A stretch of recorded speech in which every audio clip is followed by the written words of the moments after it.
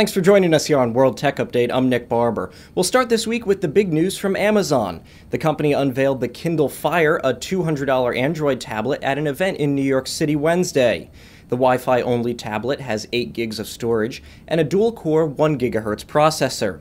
It has a 7-inch screen and a resolution of 1024 by 600 pixels. Amazon said that the Kindle Fire should provide about 8 hours of continuous reading with the wireless turned off. The Kindle Fire is available for pre-order now, and it will begin shipping November 15th. The company also showed off 2 other models in the sub-$100 category. They use the traditional e-ink display and have long battery lives, ranging from a few weeks to a few months depending on usage. The basic Wi-Fi only Kindle is priced at $79, while the Kindle Touch goes for $99. There's also a 3G version of the Touch for $149. The Kindle Touch will ship on November 21st.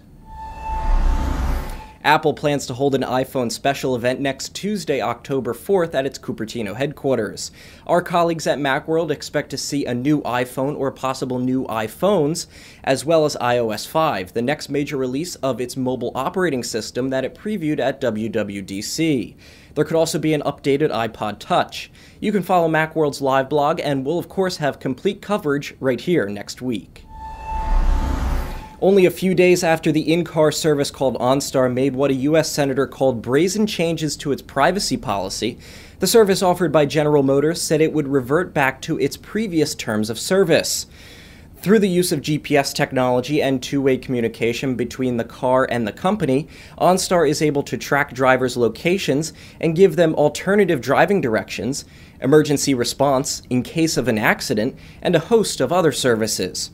OnStar ignited a firestorm of criticism when it announced it would continue to collect information about its customers of its onboard auto services even after their subscription ends. The company apologized and said it would stop tracking customers if the service is canceled. I am sorry for any confusion or concerns we might have caused.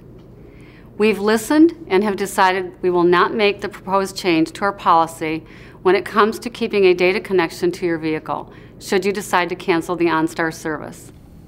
OnStar typically collects data about customers' location, speed, driving habits, and odometer mileage.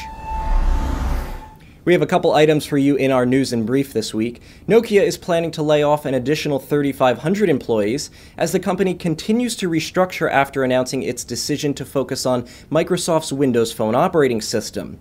The affected employees work in manufacturing, location and commerce, and supporting functions. Foxconn, the maker of electronics equipment including Apple's iPhone, said a fire broke out on Tuesday at one of the company's facilities in China.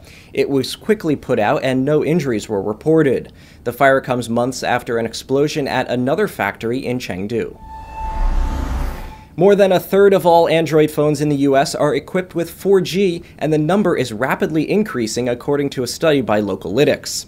In the third quarter of this year, more than 36% of Android phones were equipped with 4G, growing from 23% in the first quarter of this year.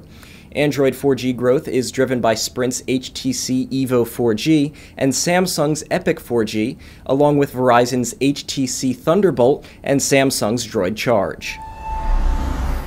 Windows Phone 7 users will finally be getting the Mango update.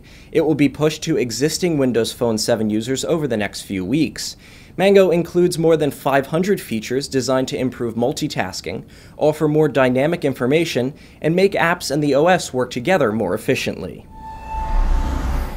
Sony has acquired a small medical researcher in the U.S. and plans to enter the market for portable medical testing. The Washington-based Micronics specializes in developing portable devices that can be used to perform tests on body fluids such as blood and saliva. Sony hopes to use optical technologies it developed for its Blu-ray players and other consumer products in the new devices. Well, that's our show for this week. Thanks for joining us here on World Tech Update. Next week, I'll be in Tokyo for the annual CTech Electronics Show. We'll also have coverage of the iPhone announcement, so next week's a show you won't want to miss. As we head out this week, we'll leave you with more shots of Amazon's new devices. I'm Nick Barber, and for all of us here at the IDG News Service, thanks for watching, and I'll see you next week from Japan.